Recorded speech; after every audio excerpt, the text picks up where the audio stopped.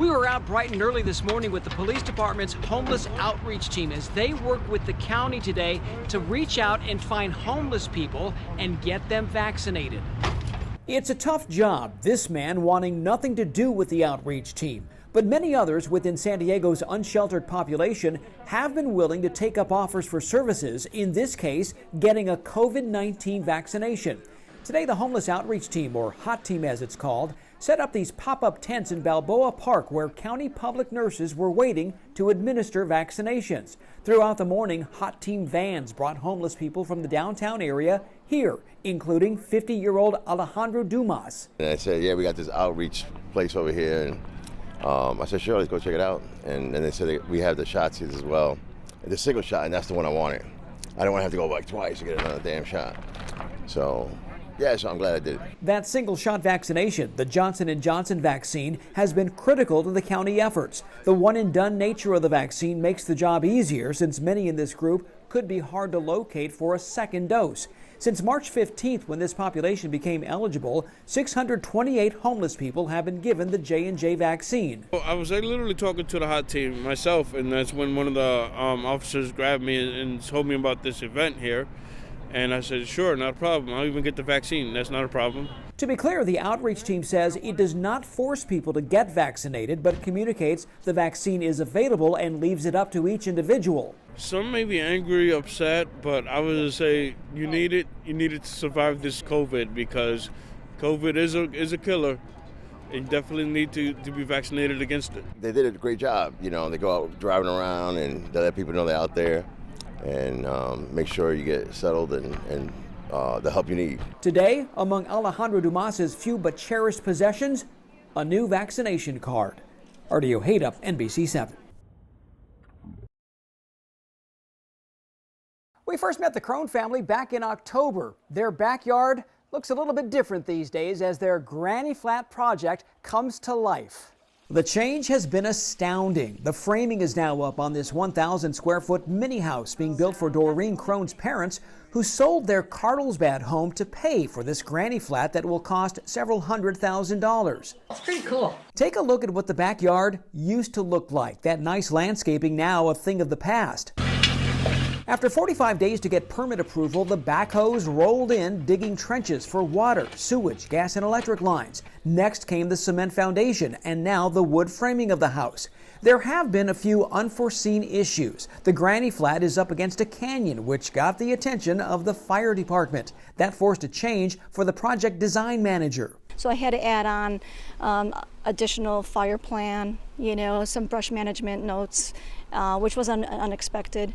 And we had to add a sprinkler system inside. But the city of San Diego has taken steps to loosen many regulations. For example, the Crone's granny flat is inches from their property line. Before, there were tougher setback restrictions. City fees have been reduced, but anyone considering building a granny flat must be mindful of fees that could range from $5,000 to $25,000. You're going to run into city fees, school fees, that kind of thing, different fees.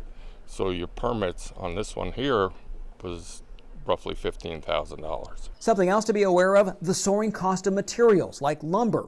In total, it's estimated material costs for this project have gone up 15% from the original estimate. But for the most part, so far, everything here has been going as planned, and we'll check in once again in September when this granny flat is scheduled to be finished. But to see the end product, it's rewarding. It really is. Artio Hadup, NBC7. Herd immunity is when a large portion of a population becomes immune to an infectious disease. But when it comes to COVID-19, we may never get there.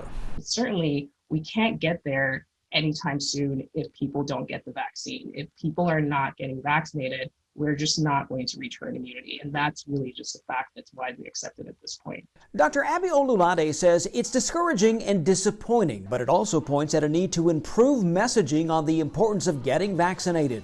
She's among the medical experts who now believe herd immunity is unlikely for a number of reasons, including the arrival of more contagious COVID variants and a persistent vaccine hesitancy. An estimated 30% of adults are still reluctant to get vaccinated. So now the vaccine supply is improving, but we're dealing with this huge roadblock on the path to that, which is vaccine hesitancy. Vaccines and freezers don't give us herd immunity. Vaccines in arms is what gives us herd immunity. It's all turned into a source of frustration for people who've already been vaccinated. We're being held back by people who don't care and people that are self-centered.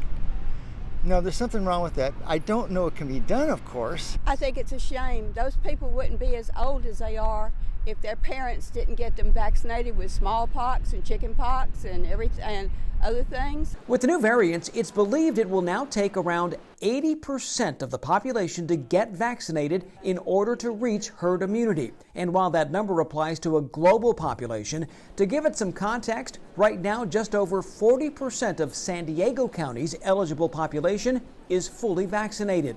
Dr. Olulade believes we really shouldn't be focused on those numbers as an end-all to get back to normal. I think we should look at it as, when will I be able to get to a new normal? And I think if we start to communicate that to people, then they better understand this and what it means. That communication, she says, starts with equitable messaging on the importance of getting vaccinated. The outreach needs to be much better, and we need to get the message out there that the vaccines save lives and that they are safe and that they are what will get us out of this pandemic. All part of the long journey toward herd immunity.